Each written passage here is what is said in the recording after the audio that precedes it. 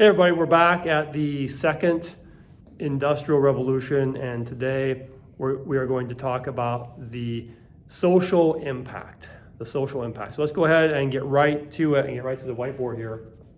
Basically, after 1850, leading up to the beginning of World War I in 1914, you're going to see reformers begin to really push governments to begin to clean up cities. We talked earlier how in the first IR, we talked about the poor living conditions that people experience. Well, in the second IR, you're going to see reformers begin to push and urge governments to really begin taking action to clean up these places. And I put a few things up here on the board, just several things right here on the board that were key issues. You know, how about running water? How about sewage systems? How about building inspections, building code, making sure that apartments and these tenements were up to standard, up to code? All those things began to happen during the second IR. You also then began to see workers rising up and beginning to fight for their rights. Trade unions began to be formed. And I would just liken a trade union to what we have today in they're kind of the forerunner of our modern union system that we have in a lot of industries today. But workers are rising up to fight for their rights, not just higher pay, but better working conditions, vacation, medical. You're seeing semi and skilled workers rising up, and as technology increases, the workers' educational level needs to increase to keep pace.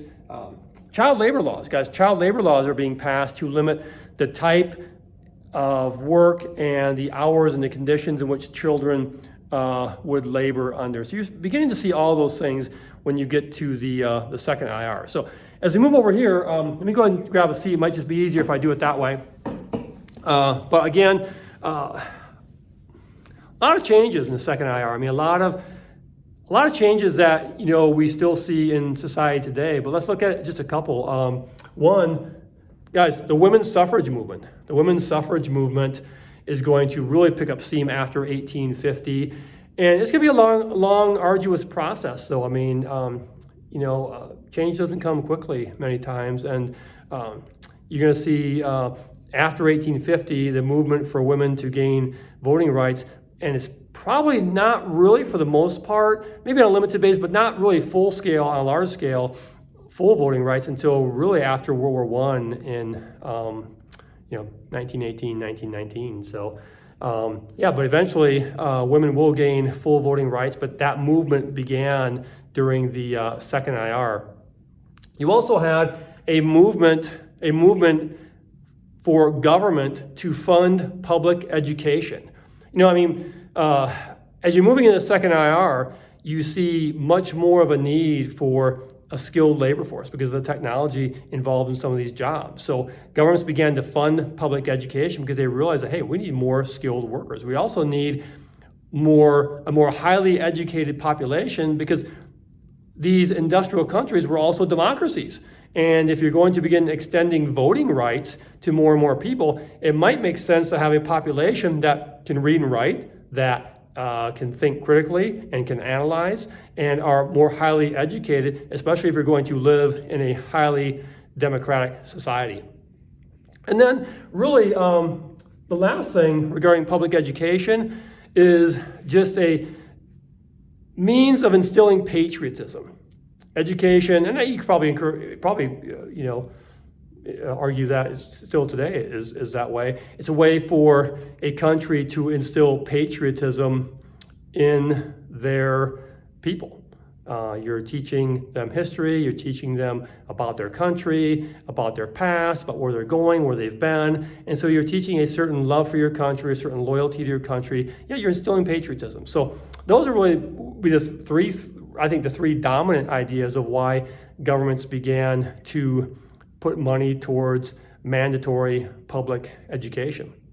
The need for skilled workers, a more educated populace, and a need to instill patriotism. And then you also have some other ideas, and a gentleman right here by the name of Karl Marx,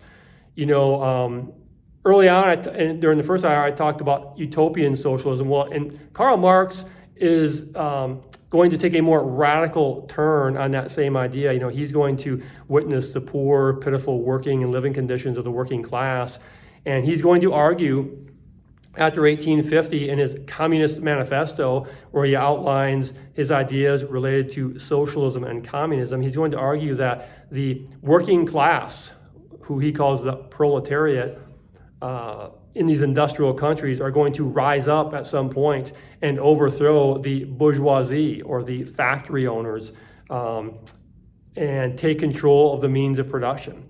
And so his whole philosophy was that this working class would rise up and they would take over the means of production from the capitalist industrialists, and they would take it back for themselves. And the working class, of course, then would own the means of production, and you ultimately would end up with a classless society where you had perfect equality and everybody worked according to their ability and received according to their means.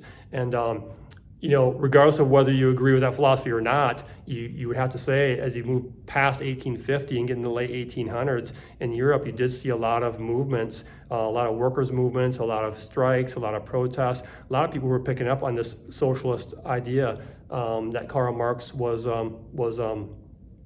writing about. So, and certainly when you get into the 20th century, you're going to see multiple communist revolutions that take place. The one that we're probably most familiar with is the one that took place in Russia in 1917. But yeah, it took place under the philosophy of Karl Marx. I mean, obviously, all these revolutions changed that a little bit, and they all had some differing circumstances, and they changed Marx to kind of fit their needs a little bit. But his ideas inspired these revolutionaries that rose up in the late 1800s and certainly in the 1900s. I mean, you can't even talk about the 1900s without talking about communist revolutions. So yeah, ideas are important. So regardless of whether you agree with the idea or not, ideas do impact society. They have in the past, and they will again in the future. So yeah, so very, very significant, the ideas of Karl Marx, and they've inspired revolutionaries around the world, and some of those ideas, are certainly still around even today. So there we have it, guys. Some of the things we talked about there, the reformers pushing for, better living and working conditions. We talked about women rising up and fighting for equal voting rights, the need for governments to fund public education, Karl Marx and his ideas on socialism and communism and how they inspired workers and other revolutionary movements into the 20th century. So yeah, we'll be back. That's a quick summary there of the social impact, and we will be back in another video to wrap up the comparison of the first and second IR. I'll see you then. Bye.